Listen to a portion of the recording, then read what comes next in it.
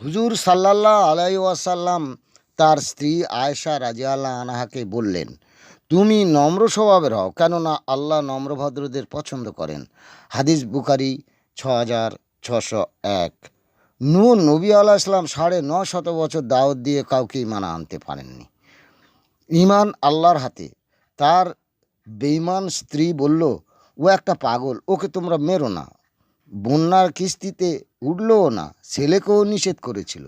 চোখের সামনে একটা ঘূর্ণিপাক এসে তার বাচ্চা ও স্ত্রীকে তলিয়ে নিয়ে যায়।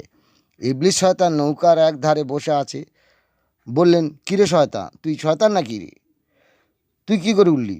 বলল, কেন হুজুর, তুমি তো বললে। এই শয়তান ওঠ। অমনি আমি গরুর লেজ ধরে পুট করে উঠে পড়েছি। বলল, হুজুর, ৩ রকমের চাল মেরে আমি মানুষকে কাবু করি। ২টি তোমায় বলবো, একটি তোমায় বলবো না। লোভ আর হিংসা দিয়ে আমি আদমকে কাবু করে জান্নাত থেকে দুনিয়ার জাকান্দানিতে ফেলেছিলাম। তিনি বললেন, চুম্মার, সব কিছু আল্লাহর ইচ্ছা হয়েছিল, তুই আমাকে কি বলবি? তোর চাল সব আমি জানি।